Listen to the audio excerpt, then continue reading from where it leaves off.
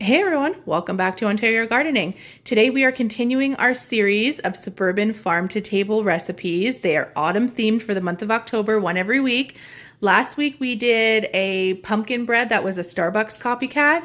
This week we're going to use some of our Homestead ingredients to make apple cider cookies with a glaze. So I will put the recipe down below. I will also link that pumpkin bread in case you're interested. But starting with our ingredients, we need 3 cups of all-purpose flour, a teaspoon of baking powder, a 1/4 teaspoon of baking soda, 1.5 teaspoons of cinnamon. We're going to need 1/2 teaspoon of nutmeg, 1 cup of butter. So this is where your homesteading stuff comes in if you make your own butter. You need 1 cup of butter, 1/2 cup of white sugar, 3/4 cups of brown sugar. Another homesteading staple, if you have eggs, you need 1 large egg at room temperature. I don't have chickens, I have quail, so I'll be using equivalent to 1 large chicken egg. You'll need 1 apple that is sliced and peeled. This is off of one of our apple trees here on our suburban homestead, so that's exciting. And then you will need some apple cider. So you'll need 3 tablespoons for the icing, and then you'll need 1/4 cup for your cookies. Now, I actually hard pressed apple cider and canned it up last season. So for me, this is actually a homesteading staple that I have in my pantry. So that's why I'm excited to do this. You also will need for that icing some confectioner's sugar or icing sugar, whatever you call it, depending where you're from. So let's get started. The first thing we're going to do is set our oven to 350 degrees, and we're going to line a couple of baking sheets with some parchment paper, or just grease your baking sheets, whatever you want to do. For easy cleanup, I'm doing parchment paper. Sorry, I misspoke. It's 375 degrees, not 350. So 375 degrees is the oven is at, and we are going to start our mixture.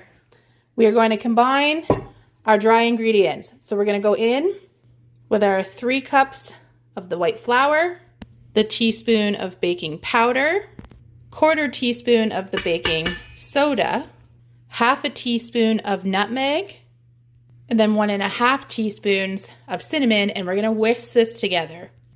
And you wanna just do that until it's all incorporated and combined. Now we're gonna set this aside, grab a different bowl, and we're going to work on our butter and our sugars, and we're creaming those together. So we're going to add that 1 cup of butter to this bowl.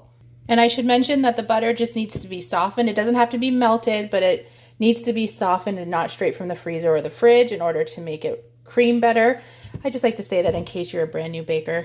So your cup of butter, you've got 3/4 cup of packed down brown sugar, and then 1/2 cup of your white sugar all to this bowl. Now you can put this in a mixer, or you can hand mix it, which I'm going to do with a hand mixer, and we're going to cream those together until the sugars are nice and incorporated into the butter. So usually that's on medium speed for about like a minute to 2.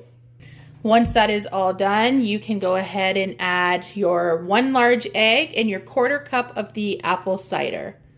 Got my eggs and the apple cider.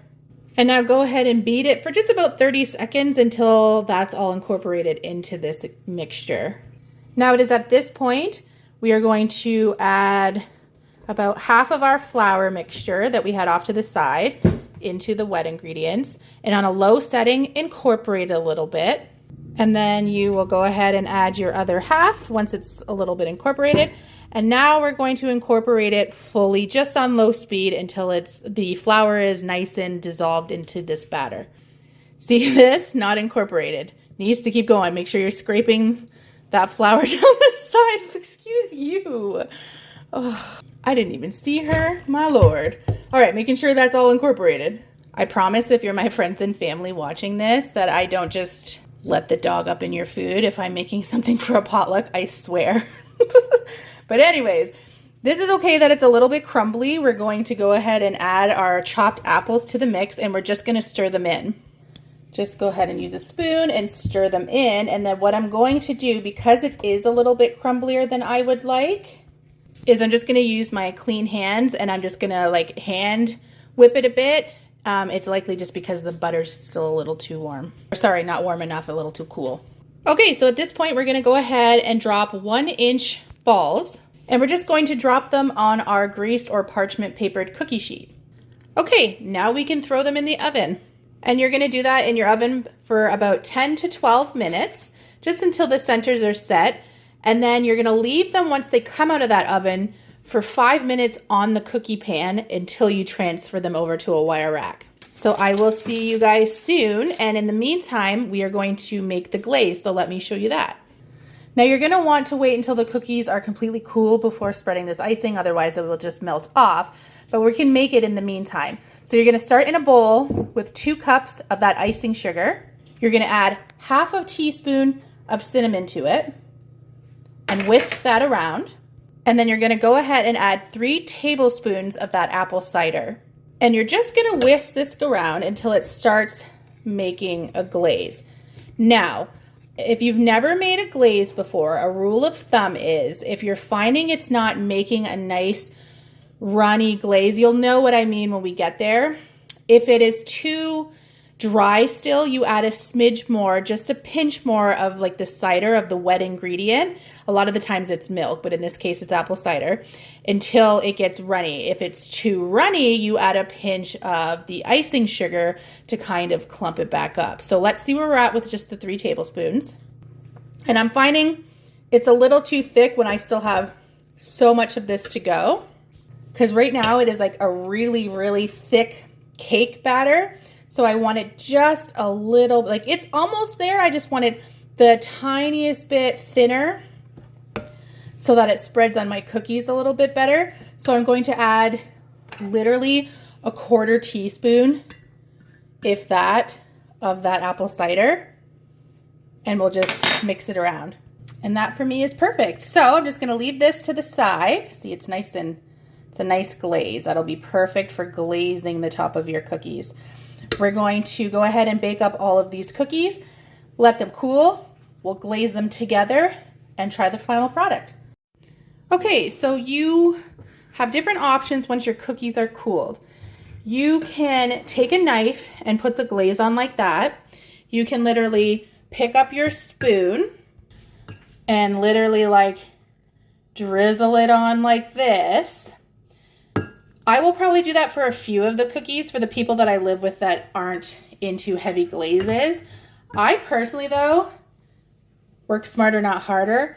I'm just gonna do this with them and just glaze them up this way.